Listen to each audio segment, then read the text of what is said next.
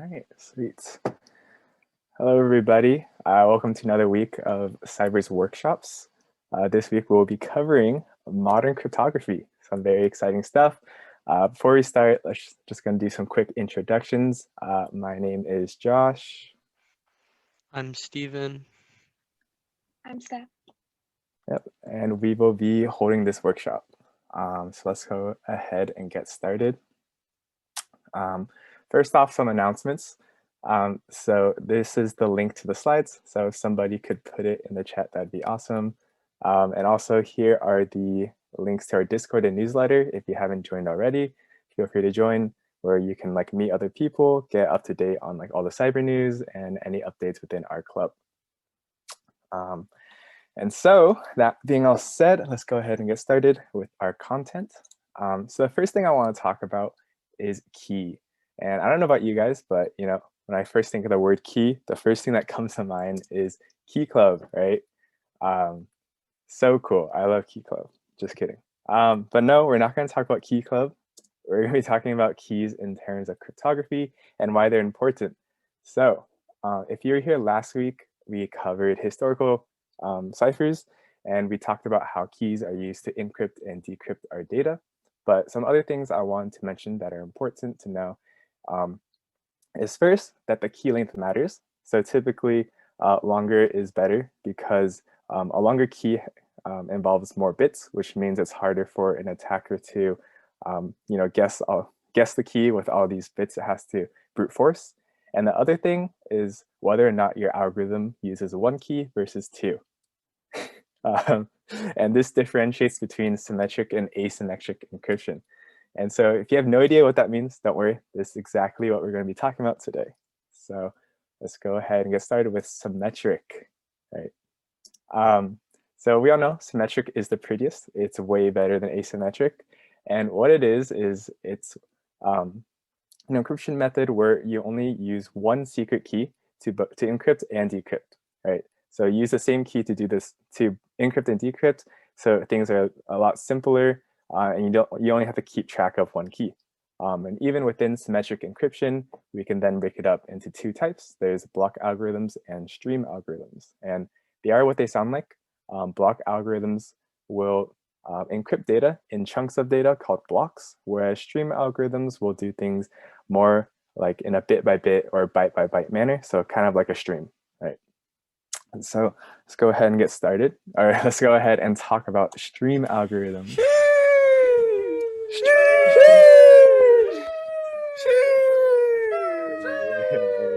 Okay, sorry. So here's what like a stream cipher might look like in terms of logically. On the top we have plain text, and plain text is just like a really fancy word for like your original message. In the middle we have our key, and we will do an operation with the plain text, and out should come the ciphertext or your encrypted data. So it kind of, in this example, it goes in like a downward manner, right? You start with your plain text, you do some operation with the key, and you get your ciphertext. And so in this case, we're using exclusive OR, in case you didn't know what this symbol meant. And if you don't know what exclusive OR is either, don't worry, I got a slide for you. All right. So I'm sure like you've all seen the movies where like that hacker's like looking at a bunch of zeros and ones. And like people probably don't do that unless you're like really smart or something maybe, but like all those zeros and ones, it's actually what we call bits, and it's how our computers will look at data and do a bunch of like their own like data, their own stuff, right? Everything is machine level, right? So it's just a bunch of zeros and ones. So with these bits, we have what we call like bitwise operations, and exclusive OR is one of these kinds of operations. And so what it does is it takes in two inputs, A and B in this example, and it'll output 1 if either A or B is 1, and then output 0 if both A and B are 0, or both A and B are 1. And so, if this is your first time, you're kind of confused. The way I like to think about it is if the two inputs are opposites, then the output is 1, but if they're the same, then the output is 0, right? So if we go to our right over here, we could do some examples, right? So we have our plain text. We're going to exclusive OR it with our key, and out should come the ciphertext, right? So 0 exclusive OR 0 should equal 0, right? As seen as this in this row. 0 exclusive OR 1 should be 1. 1, 0 should be 1, and 1, 1 should be 0, right? So that's like general idea of how exclusive OR works. And so at this point, you might be wondering, okay, cool, like I know exclusive OR now, but like why do I need to know this? Why is it important? And the reason is because it's used a lot in encrypting and decrypting data because it has some really nice properties to it. So one of which I will be doing an example, right? So we have our chart here. And so, this is the exact same thing that we just did, right? We have our plain text, we exclusive OR it with our key, and we get our ciphertext. And so we have this encrypted data, and let's say we send this ciphertext to our friend, and our friend receives the ciphertext. Great. But the thing is, he has this encrypted data. How does he decrypt it? And so what he does is he does the exact same thing. He just exclusive ORs it with a key once more, and out should come the plain text. And so this is like one of the properties of exclusive OR, where if you exclusive OR the same thing twice, it basically cancels each other out, right? So we're using exclusive OR with the key twice, and the key will essentially just cancel each other out, and we should get back our plain text. Let me know if you guys have any questions with that, or if I'm going too fast, feel free to let me know, but I'm just going to keep going ahead. Yeah, so with stream ciphers and exclusive OR and all that, you might come across this term called a one-time pad. Sorry, Jerry, no, we're not talking Puzzles and Dragon, sorry. No, one-time pads are stream ciphers. They're special stream ciphers. It's when the key is the same size as the plain text, the key is completely random, and it's only used once. And so one-time pads are typically known as a perfect cipher because it has perfect security. And the reason behind that is because, as we talked about earlier in the presentation, a longer key size is better because there's more bits involved, so it's harder for an attacker to figure it out. The key being completely random is good because there's no patterns in your key, so an attacker can't try to figure things out through there. And it's only used once. So if an attacker is somehow able to get the key for one message, he won't be able to use that again for anything else, right? So that's what makes one-time pads really powerful, and that's why it's known as perfect. And so that being said, I just threw a bunch of data or a bunch of information at you. So let's go ahead and go into our first demo, right? So I'm gonna put this in the chat, and you can go ahead and follow along. But this is a Google Colab, and if you're here last week, Jerry had one of these. It's basically like a document kind of where you can have a bunch of text and run Python code and make things organized. And so if everything I was talking about didn't make any sense, you can go ahead and go through this example by yourself. But I just wanted to go through a general idea of how we can implement this in code or using Python. Yeah. All right. So let's go ahead and get started with this. So in this example, we have two friends, Sam and Ramses. And Sam wants to send a message to his friend. And this message is, I got egged. And it happens to all of us, unfortunately. But yeah, he wants to send that to his friend because we can all relate with that. But the thing is that, if you're not a UCLA student or a CS student here, you probably won't know what that means. And you'll probably see that and be like, Sam, what is wrong with you? Why are you getting egged? That's super weird, right? So Sam was like, all right, I don't want to do that. I want to encrypt my data so that no one knows what I'm sending. And so he decides to use a one-time pad to do this. So the first part is making sure that both Sam and Ramses have the same key. So let's say they agree that the key is A, B, C, D, E, F, G, H, I, J, K. And in one-time pads, it is completely random. So let's just assume that this is random. But for simplicity's sake, I left it like this. And the other thing to note is that the secret key is the same length as our message. And so they're both 11 characters. And if our key wasn't 11 characters, let's say it was 3 characters, then it would no longer be a one-time pad because our key would have to repeat itself, right? So we would have to use, if it was just ABC, then we would end up using a key of ABC, ABC, ABC, AB, right? And that's not good because then the attacker can try to find patterns with the key and do a bunch of other stuff with that. So step 1 is done, right? They both agree on a key. The next part is encrypting it, right? And so we can go ahead and replicate this in Python. So if you scroll down a little bit, oh, is this text size? Okay, should I zoom in? I'm actually not sure. I'll just zoom in a little bit, but let me know if I should go in more. But in order to encrypt in Python, we use this ORD function, which, oh shoot, okay, sorry. We use the ORD function, which basically converts a character to its integer value, right? So we have our 2 strings here, and here we're using this ORD function in order to convert each character into an integer, right? And so after we do all of that, we could see that these are our list of integers, right? So this capital I will correspond to 73, the space will be a 32, and so on and so forth. And so now that we have these numbers, we can use our exclusive OR operations on them.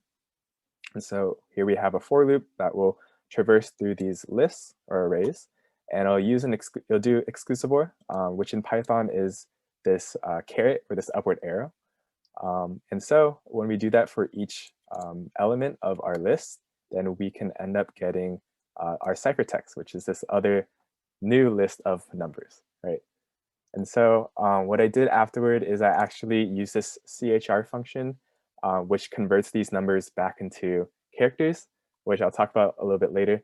But we could see that if we convert our new ciphertext or our encrypted data back into characters, this is what comes out, right? So obviously, if you look at this, you won't be able to tell what the message is, which is good. So we know that our data is encrypted.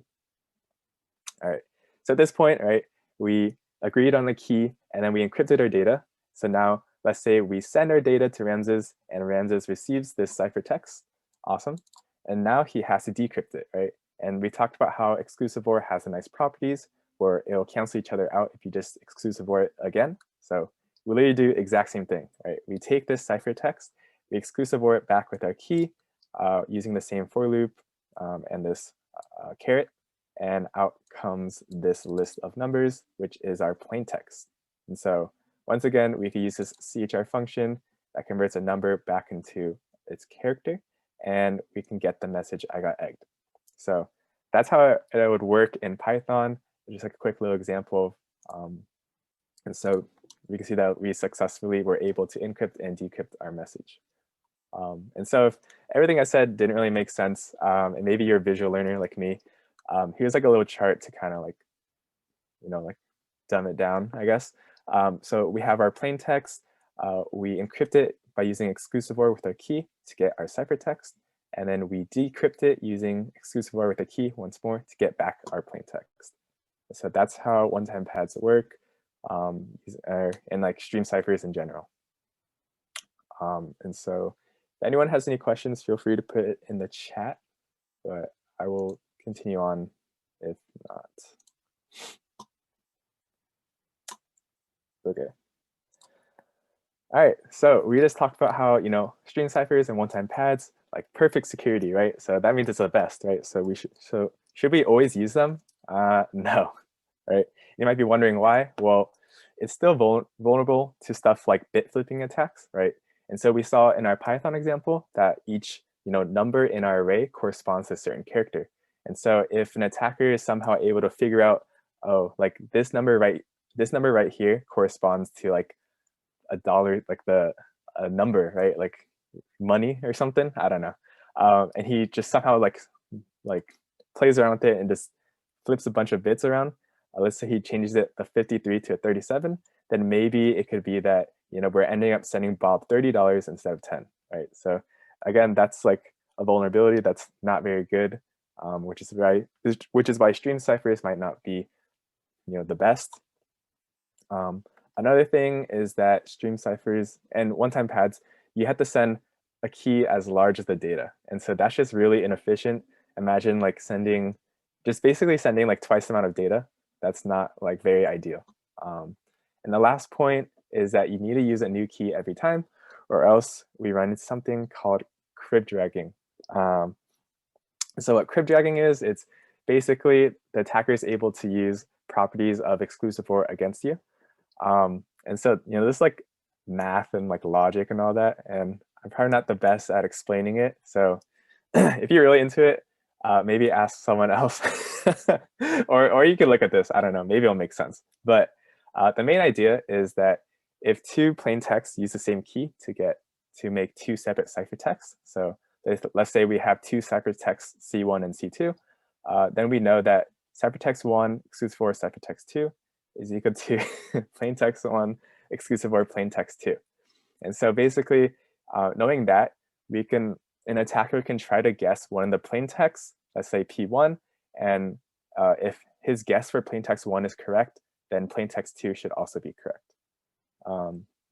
And so might not really make any sense the way like I explained it. So here I have like a bunch of resources that you can go ahead and look at yourself, but I'm just gonna do like a quick little demo. Hopefully it'll make sense, right? So typically with crib dragging, what people will do is they'll try to guess like really common English words like the, of, and, stuff like that. And so we could try doing that in this example. So here in this crib words, right, we're trying to guess one of the plain texts. And if one of the plain texts is the, then we could see that the other one would be like hell, right? And so this is basically a bunch of like trial and error. It's kind of fun, like a little puzzle, right? You're trying to figure out like what these two messages could be. And so I don't want to, okay, yeah. So if it's the P, then we can see that this is hello. So we can see that this might be going somewhere. So we could try to figure out like what the rest of our messages are. I don't want to ruin it for you. So you can go ahead and play around with it yourself. But again, a bunch of like trial and error to see like what fits and what works. So that's how you might want to do challenges that involve crib dragging. So yeah, hopefully that made sense.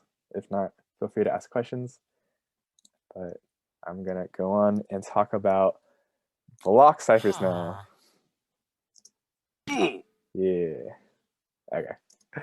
And so this is the general idea of what block ciphers are, right? So, I talked about earlier how it's in chunks of data rather than streams, right? So here we start with, a 16-byte block. We'll put it into our encryption, our function that will do a bunch of random crazy stuff, and out should come the 16 bytes that is encrypted. And so that's how it might look like. But I also just want to give like a general history of how things have developed over the years, like boo history, yeah. But it's interesting stuff. Okay. So in 1971, IBM, they had this algorithm called Lucifer. Probably not the best name, right? But it is what it is. And so at the time, they went to the government. It's like, hey, like we should use this as a standardized encryption form so that we can safely transport data like across the web. And the NSA said no. And the reason why is because they themselves couldn't break it. And so, that's always going to be like a topic in the news with cryptography. The balance between like the government wanted to take control and make sure, classic NSA, yeah, they want to take control and like make sure that they can like look through and monitor things, but we also want to make sure that like no one can break our stuff or like get our data, right? But governments be governments, and so what happened was we ended up settling with the data encryption standard. So this, definitely smaller block size, smaller key size, and they changed some parts of the algorithm, so not as strong. But at the time, for the typical computer, it was still like good enough, unless you had like maybe like a supercomputer, like maybe. But again, like it was still good enough. So we used that for a while, but it got cracked, typical. So by 1998, around there, we're like, hey, we need a new algorithm to use. Like this is not very like secure. And so kind of as like a temporary fix, we introduced 3DES or triple data encryption standard. Basically just think data encryption standard, but like 3 times. Like that's like the main idea behind it. It's like a little more secure, but obviously not the best. But then by 2001, we have the AES, or Advanced Encryption System, which is what we currently use. So it's 16-byte blocks, and then it has 128, 192, or 256-bit keys. And the reason why there's different size keys is, depending on if you want more security or if you want more speed, right? So obviously with more a larger key, things will be more secure because it'll be harder to crack, but it will take longer because it's like bigger and more data. So those are like the pros and cons, but obviously like 128-bit keys are probably fine to use. So, it's really up to you what you want. And so since AES is what we use today, I thought I might want to talk a little bit about like what it is, right? And so again, like complicated mathy stuff. No, I don't think they are. I don't think AES is like you can break it. So that's yeah, I hope so. I don't really know. But it's pretty secure, I would say that. But yeah, so what AES is, right? So I talked about 16-byte blocks. So you could think of it as like a 4x4 matrix of 16 like bytes, right? And so what it does is, it'll do a bunch of transformations like substituting, shifting, mixing, adding. And then it'll just do this like multiple times, like multiple rounds of this, and then out should come your data. And so that's how it keeps things secure, like a bunch of like math and like crazy stuff going on there. But yeah, and then this is currently used in TLS version 1.2, which is like what it's a protocol that we use to transfer data online safely. And that's what like most people will use. I think there's like 1.3 now, but I think most people still use 1.2. So yeah. And oh yeah, honorable mention, Twofish and Blowfish. One, because we love fish, but two, because they are free to use and there's no patent on them, and that is very cool. So that is they are safe to use. Twofish is the better blowfish, so please use Twofish if you decide to use that. But yeah, we love Twofish and Blowfish. All right, and the last thing I want to talk about is modes of operation.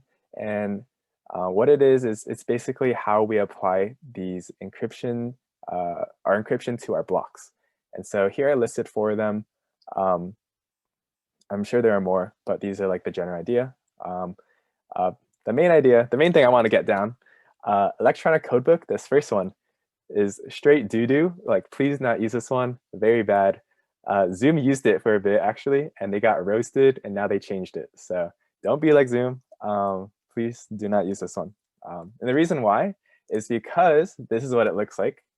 Right, so it'll basically take our blocks, it'll run them in parallel, and out should come our ciphertext, which is fast. But the thing is that if block 1 and block 2 are exactly the same, then the ciphertext of block 1 and ciphertext of block 2 are exactly the same. And so obviously that's not good. That could tell, so much data, or that could tell you a lot about our data. And so oftentimes you'll see something like the ECB penguin, right? So if we're encrypting this penguin using ECB, then like when you encrypt it, you could still kind of tell it's a penguin. Probably not the best way to do it. And so that's why we have other modes like CBC or Cipher block chaining, which takes an additional initialization vector. And so we'll, again, use exclusive OR, our favorite, right? So we'll exclusive OR it with our block, we'll put it into our function to encrypt it, and then we'll chain it on to the next block. And so this way, hopefully, like C0 and C1 won't be the same. And so afterwards, when you encrypt your image, it might look like, it might look like this. So that's why, these other methods are better. And obviously with CBC, it's not in parallel, which is why we have like counter or Galois counter. There's always going to be better ways to do things. So just got to keep up to date with all of that. So if there's any questions, I will answer them. But that is it for me. And now I'll hand it off to Stephen and Steph to go ahead and talk about asymmetric encryption. All right.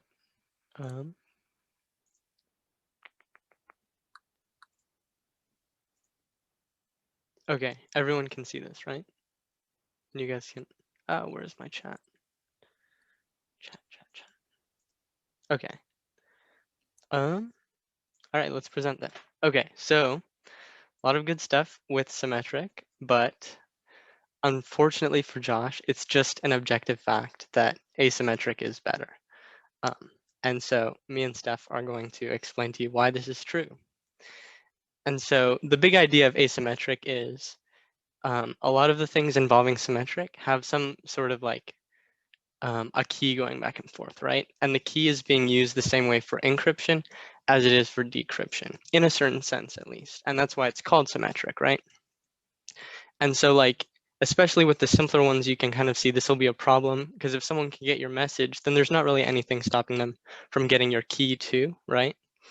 And so how are you gonna secure the key? Just like with another symmetric encryption, that's just gonna be as bad, but like now another time over. And so I found a picture of Josh's symmetric encryption right here. But yeah, let's get into asymmetric and the whole idea of this. Okay, so here's some of the basic key differences, right? So obviously symmetric kind of falls to pieces when there's people listening. So it's better when you're not communicating over a public channel where a lot of people could be listening. The keys tend to be smaller. I know a lot of the keys look pretty big, but they do tend to be smaller than asymmetric keys, if you can believe that. Obviously, symmetric is a little bit weaker. It's a little bit smaller, but it is faster. So that's one advantage of symmetric compared to asymmetric. And so if we want to take this all the way, right, the first thing that we would think of if we want to go as asymmetric as possible is hash functions, right? Unfortunately, hash functions aren't technically anything that can be used to encrypt stuff, because if I write a message and then I pass it through a good hash function and I give it to you, there is unfortunately nothing you can do to recover my message. There's actually a good chance that you could be able to figure out something that could be put through the hash function to get that hash, and it wouldn't be my message. It's not totally useless though. We'll bring it up a little bit later, maybe. And there's also this thing called snuffle. There's a whole thing. It was during a time when it was illegal to export strong encryption systems, but it was legal to export hash functions. And so this guy came up with a way to use a hash function to make a strong encryption system called Snuffle, which was basically stream ciphers using hashes. And there was a whole case involving that. That's what that link goes over if you want to take a look. So we kind of have to take a step back from hashes, right? Because we can't even use these to encrypt anything. So wait a second. Yeah, so we're going to take a step all the way back, almost all the way back to symmetric, and we're just going to say the main problem is that people could get the key, right? And so we just want to have a way that the key we use to encrypt and decrypt never passes between the people. There's going to be some way that both people are going to be able to figure out the key without anybody ever saying it out loud or sending it in a message or anything like that. And so that's the basic idea of Diffie-Hellman, right? And so if we go back, give me a second. So there's going to be some public keys that everyone can see, right? And then there's going to be private keys that only the people talking see. So let's say I'm talking to Josh. I'll make my own private key. Josh will never know that private key. And Josh will have his own private key that I will never know. And so everybody involved is going to have their own private key and nobody else is going to know it. But somehow we're all going to have the same key at the end that we're going to use to encrypt and decrypt. And so we start with making our private keys, right? Everybody's going to make their private key. Nobody's going to share it.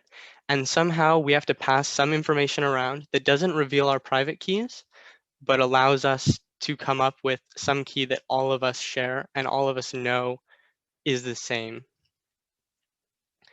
And so what we have to do is we have to have our own private keys, right? And then the public key is going to be something blended with our private key. And then everyone's going to blend it together in the same way. And out is going to come our shared key, right? But the issue is the private key to the public key has to be irreversible, and the public key or some combination of the public keys to the shared key has to be irreversible as well, so that the people listening aren't able to figure out what's going on. So you can see here on the left is some basic ideas of different ways you could mix the private key with something else. You could make it the power of something. You could raise it to a power, add it to something, multiply it by something. Obviously, these are not that hard to reverse, but we're going to try to figure out some ways to come up with some function of the private key that will be a little bit more difficult. And so naively, we're just going to go with the exponentiation idea, right? So Alice wants to send a message to Bob, but they know that Eve is listening to their conversation, right? So they're going to pick their private keys, A and B, and only they know them. Alice knows A, Bob knows B, nobody else knows those. And then they're going to share some base n, right? That's what they're going to raise to the power of their private keys. So Alice is going to compute n to the A, Bob is going to compute n to the B, and they're going to share them with each other. And then they're each going to use their own private key, and they're going to raise the other person's public key to their own private key. And you can see Bob is going to get n to the A to the B, which is Alice's public key to his private key. And Alice is going to get n to the B, Bob's public key, to the A, which is her private key. And they're both going to end up with n to the A to the B, right? So nobody has ever said n to the A to the B, but they both know that they both have this, and they can use it to encrypt and decrypt symmetrically. And so the issue here is, right, we want to have a situation where Eve is not going to be able to figure out n to the A to the B, right? And the issue is you could just type into your calculator log base n of n to the A, and then you know Alice's private key, right? So this is all going to fall apart pretty easily this way. So we have to make a small fix. We're just going to make everything mod p, right? And so it turns out when we make it mod p, it's going to make it like infinitely harder to figure out the private keys and the shared key, just because we're making it mod p and things are circling around, and it's not going to be as easy to figure out the log this way. And so basically everything is the same now.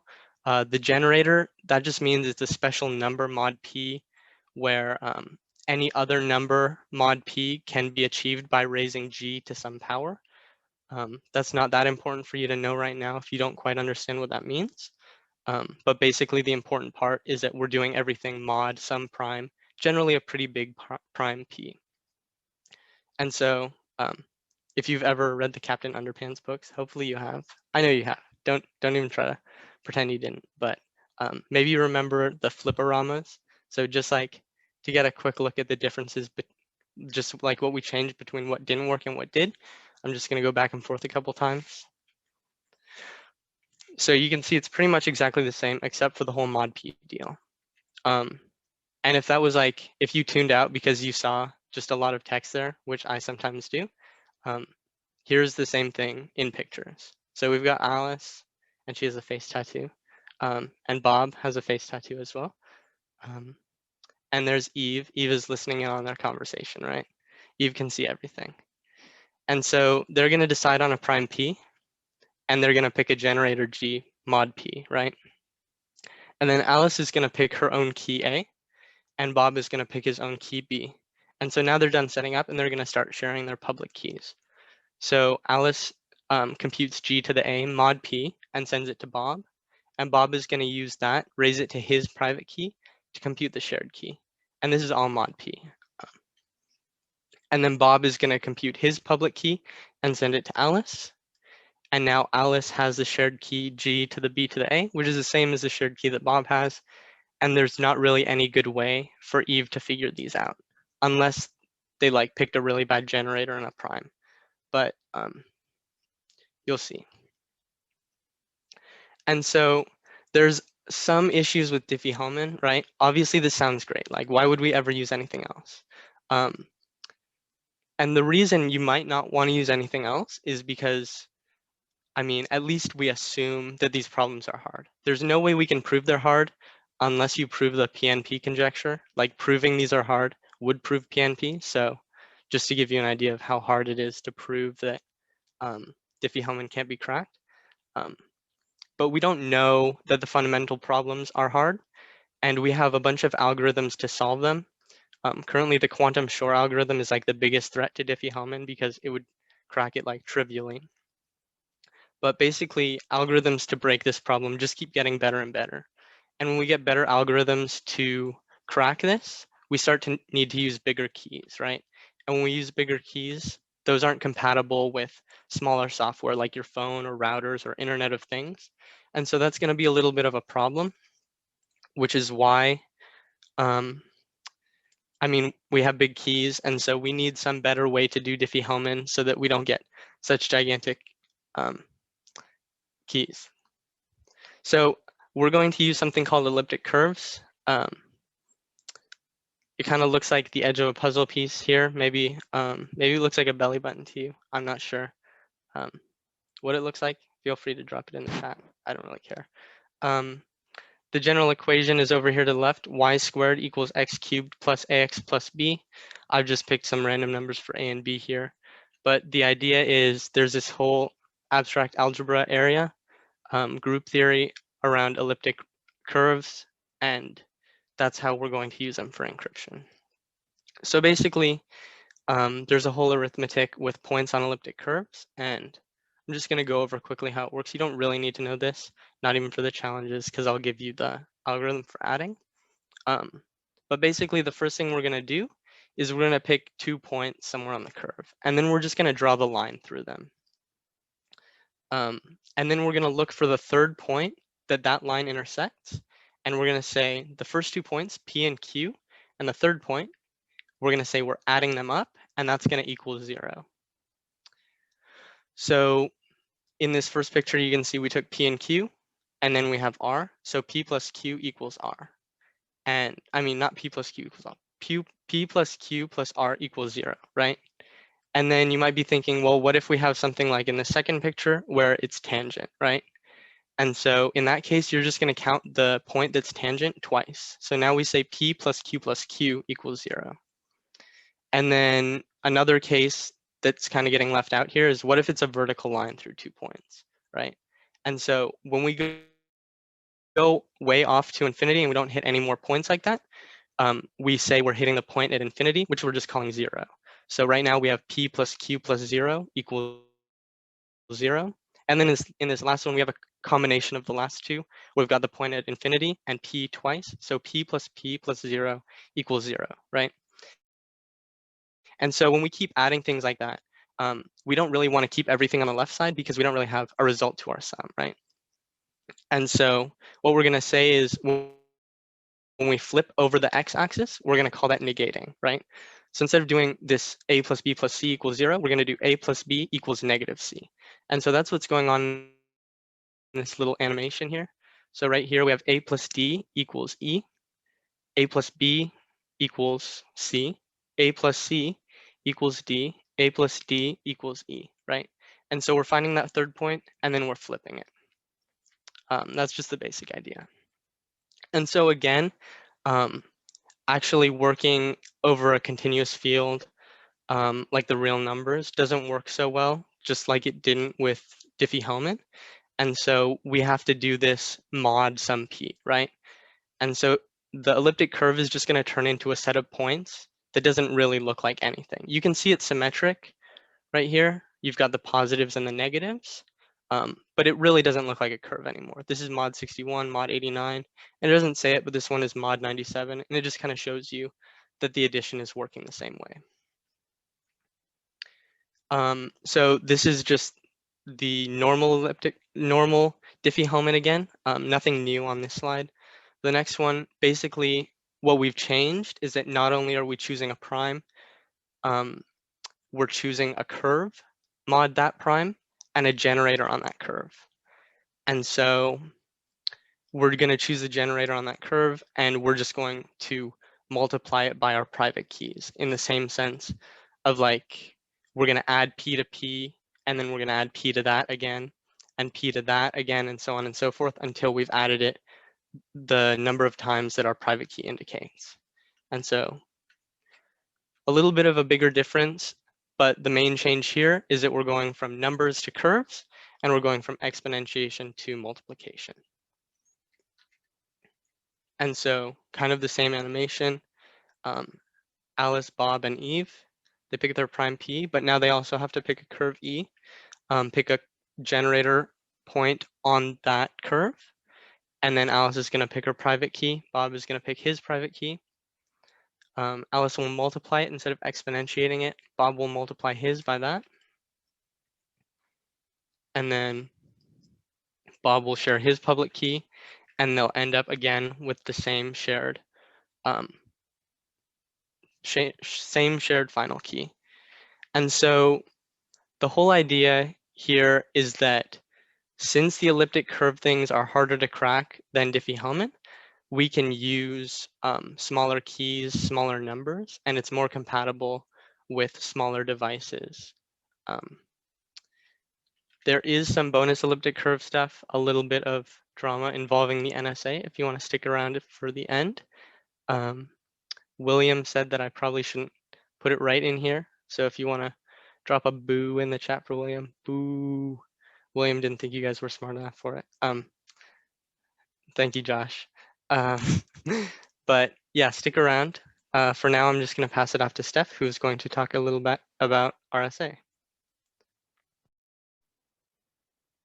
All right, so yeah, I'm going to talk about RSA encryption.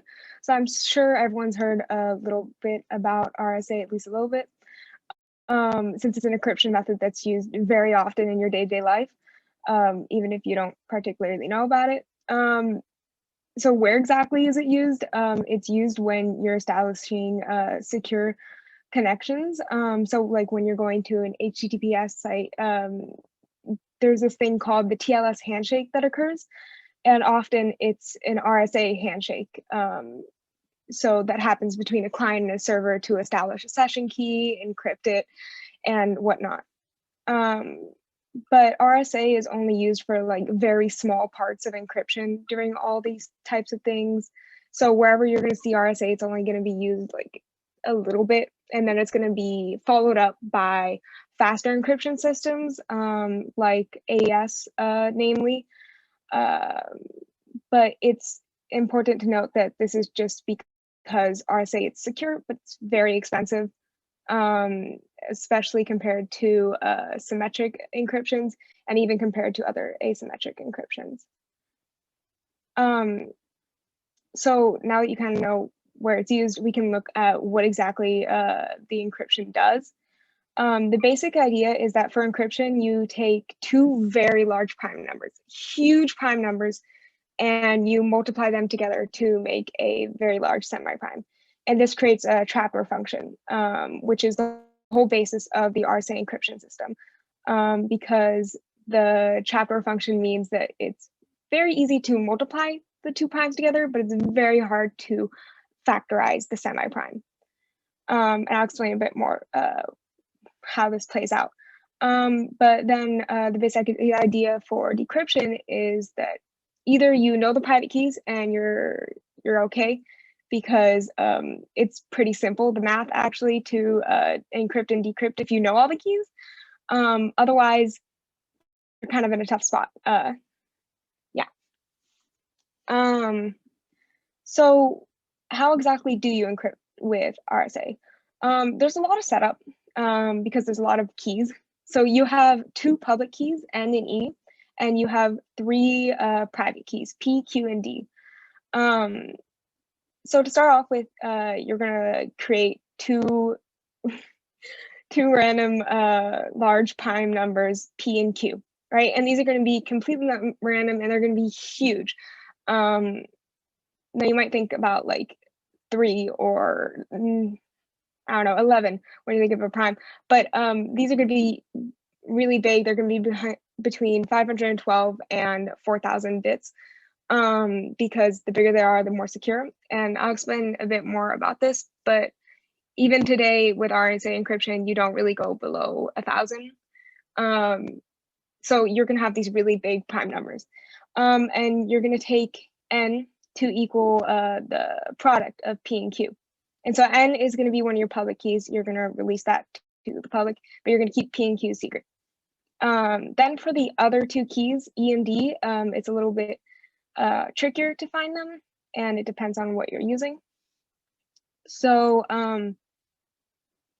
for this example, we're going to use the Carmichael's totient function to find E and D, but you can also use Euler's theorem, which is what you'll find in most textbooks, or the Chinese remainder theorem, if you want it to be more efficient, etc. There's just different ways to do it, but this is what you're going to find in the standard. So it basically just involves some modular exponentiation. So you're going to find the Carmichael totient function of n, which is n is equal to p times q, right? So the Carmichael totient function of n lambda n is equal to the lowest common multiple of p minus 1 and q minus 1. And then you're just going to choose any e that's between 1 and lambda n. And normally e is going to be prime. It can be relatively prime, like coprime, but it's easier if it's just prime. And then to find d, you're just going to take the modular inverse of e mod lambda n, right? So that means that e times d is going to be congruent to 1 modular lambda n, right? So e is going to be your E is going to be your public key and D is going to be your private key, and you're going to use that to decrypt, but E is going to be used for encryption. Sorry. Yeah. Sorry about that. All right. So once you've got all that set up, you have all your private keys, you have all your public keys. It's really simple to encrypt using RSA. You just need all the pieces. So you have your plain text message, and once you encode it and pad it with some padding scheme, you can encrypt it and decrypt it with the formulas on the slide. So to encrypt it, you just take the message, well, the padded message, and you put it to the power of E mod n, and that gives you your ciphertext. And then decrypting it is just kind of doing sort of the opposite, which is going to be taking the ciphertext and putting it to the power of D mod n, right? And there's a whole theorem to explain why this works, but the basics of it is because m to the power of e times d is going to be congruent to m mod n, right? And so here's a very quick example on how what this looks like. It's important to note, though, that the length of n is related to the length of the message. So since I'm going to be using very small numbers, I can only really do a small message. I'm just going to do hi. But also small numbers like these are never ever used. You're using huge numbers again. Don't use very small numbers. Bad idea. Okay, so we have our message hi, right? And I'm not going to pad it or anything. I'm just going to use ASCII. I'm not even ASCII. I'm just going to do h to 9 and h to 8, I to 9. Right? And then I'm going to take two random primes, P and Q. P equals 17, Q equals 11. Rather small, so it's going to be easy to compute. And from that, we have n equals 187, because that's P times Q. N is going to be your public key, so you're going to release that. Anyone can have that. And using n, you're going to find the totient function of it. So it's going to be the lowest common multiple of p minus 1 and q minus 1. So 16 and 10, which is going to be 80. And then you can pick any e that's between 1 and 80. And here we're just going to choose 23 out of random. And with 23, you can find d, because d is the modular inverse of 23. And since 7 times 23 is congruent to 1 mod 80, we put d to 7. Now, normally you would like keep the smaller one and put that one to the public, and keep the bigger one to yourself. But here we're gonna since the notation is with E and D, we're just gonna do it as though E was the one released to the public and D is the one that's kept secret. Anyways, so to encrypt, you take your message and you put it to the power of 23 mod 187, right? And that gives you your ciphertext, which is going to be 166. And then decryption is just the opposite. And so you can see it's just very simple computation as long as you have all the numbers.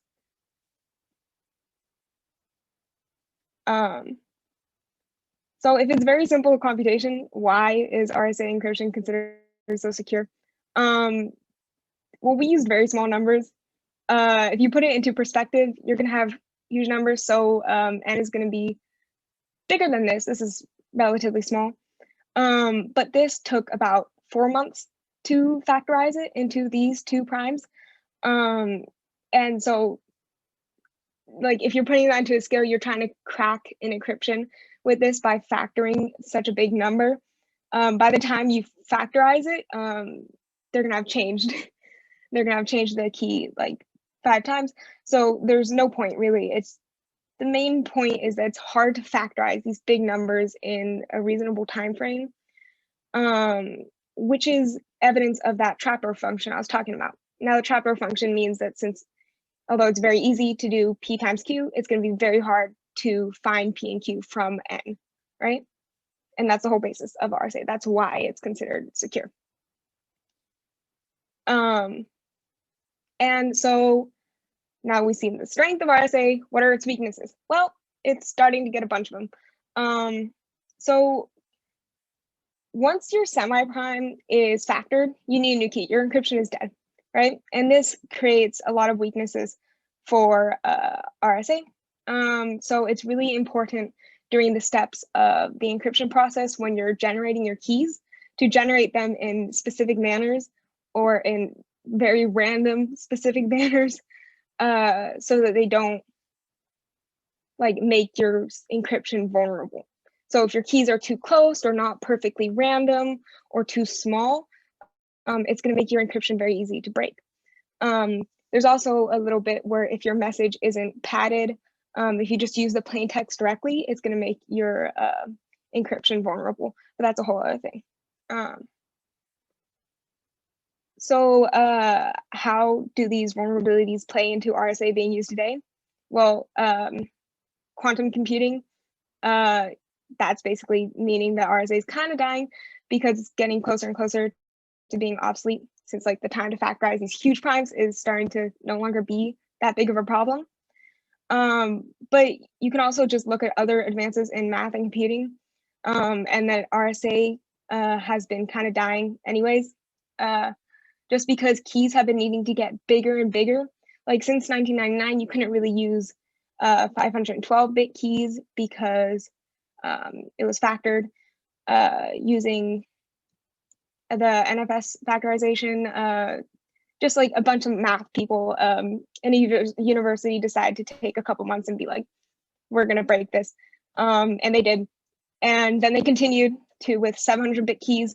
And now they're doing with like 1,000-bit. And essentially, that means that now with RSA, when you're encrypting, you don't want to go with anything really less than 2,000-bit keys. And the main issue with this is that the encryption and decryption with RSA is going to take forever, because with a key of that many bits, it's going to be a very expensive process to encrypt messages and decrypt them. So it's not only that RSA is getting like RSA with smaller keys is easier to crack, it's also that RSA with bigger keys just takes too long, and so it's not really worth using it. So it's being replaced by like faster encryption systems because of this. And one of the examples of this is in the new TLS standard, like was mentioned before. The 1.3, part of the encryption process where RSA was used is being replaced by other encryption systems like the Diffie-Hellman or elliptic curve, just because RSA is so much slower. Like, it's not because the other ones are more secure or anything, it's just because it's getting so slow, it's not worth it.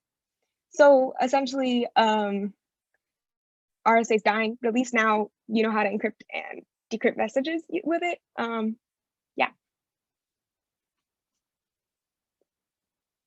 Thank you for coming.